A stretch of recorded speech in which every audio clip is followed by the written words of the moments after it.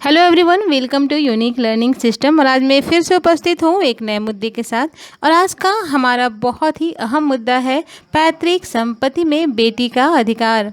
आप इस वीडियो को अंत तक जरूर देखें क्योंकि इसमें हमारे द्वारा सभी महत्वपूर्ण तथ्यों को संग्रहित किया गया है, जिससे कि हम उम्मीद करते हैं कि यह आने वाले समय में आपके सभी एग्जाम में मददगार साबित होगा। तो चलिए शुरू करते हैं हम अपना आज का मुद्दा और जानते हैं सुप्रीम कोर्ट के इस फैसले से जुड़ी हुई उन तमाम बातों को। देखते हैं कि क्यों है यह अभी सुर्खियों में। सुप्रीम कोर्ट ने अहम फैसला सुनाते हुए कहा है कि हिंदू उत्तराधिकारी अधिनियम के अंतर्गत बेटी को पैतृक संपत्ति पर बराबरी का हक है, उसे वंचित नहीं किया जा सकता। साथ ही सुप्रीम कोर्ट ने पुरुष उत्तराधिकारियों के समान शर्तों पर हिंदू महिलाओं के पैतृक संपत्ति में उत्तराधिकारी तथा संयुक्त कानूनी उत्तराधिकारी के अधिकार का विस्तार किया है। सुप्रीम कोर्ट का यह निर्णय हिंदू उत्तराधिकारी संशोधन अधिनियम 2005 से संबंधित है तथा सुप्रीम कोर्ट ने यह भी कहा कि इस बात से कोई फर्क नहीं पड़ता है कि बेटी चाहे हिंदू उत्तराधिकारी कानून 1956 में हुए संशोधन से पहले पैदा हुई है या बाद में, या फिर 2005 कानून में संशोधन के समय उसके पिता जीवित थे या जीवित नहीं थे। अब यहाँ पे बात आई थी हिंदू उत्तराधिकारी अधिनियम 1956 की। तो चलिए देखते हैं कि क्या है यह अधिनियम।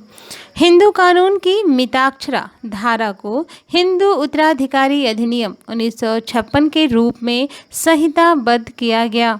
संपत्ति के वारिस एवं उत्तराधिकार को इसी अधिनियम के तहत प्रबंधित किया गया है, जिसने कानूनी उत्तराधिकारी के रूप में केवल पुरुषों को ही मान्यता दी है।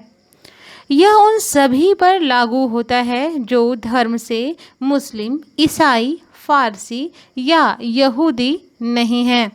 वहीं बौद्ध, सिख, जैन, आर्य समाज तथा ब्रह्म समाज के अनुयायियों को इस कानून के तहत हिंदू माना गया है।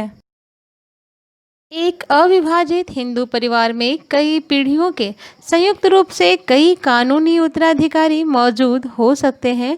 कानूनी उत्तराधिकारी परिवार की संपत्ति की संयुक्त रूप से देखरेख कर सकते हैं। यह तमाम बातें हिंदू उत्तराधिकारी अधिनियम 1956 के अंतर्गत संहिताबद्ध की गई थीं। अब हम देखते हैं हिंदू उत्तराधिकारी संशोधन अधिनियम। एक्चुअली में हिंदू उत्तराधिकारी अधिनियम 1956 को ही संशोधन किया गया 2005 में। तो इसके तहत कौन कौन से नियम बने, चलिए अब हम इसे यह देख लें। 1956 के अधिनियम को सितंबर 2005 में संशोधित किया गया और वर्ष 2005 से ही संपत्ति विभाजन के मामले में महिलाओं को कॉपर शेनर मतलब सहदायिका के रूप में मान्यता दी गई। इसके संशोधन के तहत अधिनियम की धारा 6 में संशोधन करते हुए पुत्री को भी जन्म से ही पुत्र के समान अधिकार और देनदारियां दी गईं। यह कानून पैतृक संपत्ति और व्यक्तिगत संपत्ति में उत्तराधिकार के नियम को लागू करता है, जहां उत्तराधिकार को कानून के अनुसार लागू किया जाता है, न कि एक इच्छा पत्र के माध्यम से।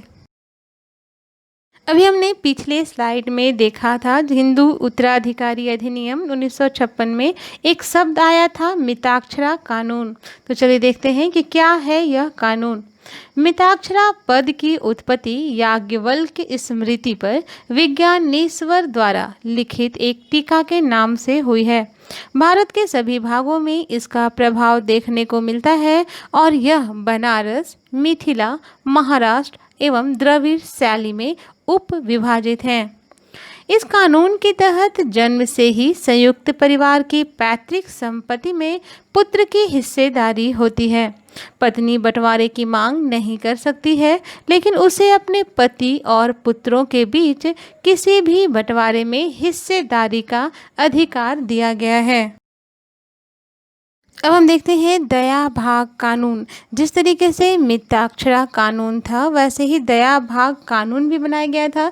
ये दोनों कानून हिंदू उत्तराधिकारी कानून से संबंधित कुछ नियम थे, जिसमें कुछ नियमों को दिया गया था। तो उसी तरीके से जैसे अभी हमने देखा मिताक्षरा कानून को, उसी तरीके से अब हम समझते हैं दया भाग कानून को।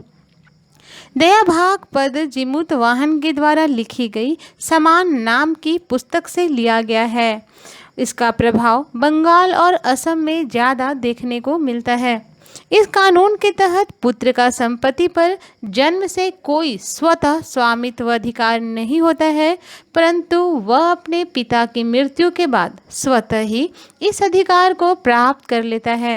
अर्थात पिता के जीवन काल में पुत्र को कॉपर शेनर मतलब कि सहदायिका का अधिकार प्राप्त नहीं होता है। यहाँ महिलाओं के लिए समान अधिकार मौजूद नहीं है, क्योंकि पुत्र बंटवारे की मांग नहीं कर सकता है, क्योंकि पिता ही संपत्ति का पूर्ण मालिक होता है।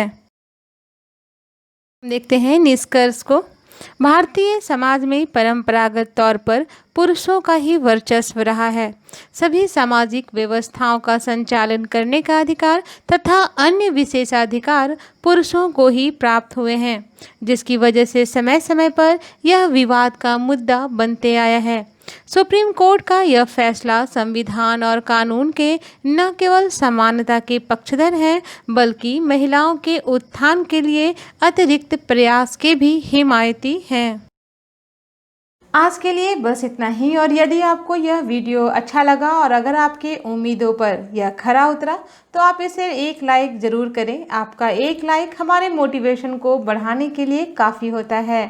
चैनल को सब्सक्राइब भी करें और बेल आइकन प्रेस करना ना भूलें, ताकि आपको मेरे चैनल से जुड़े हुए नए अपडेट्स मिलते रहें।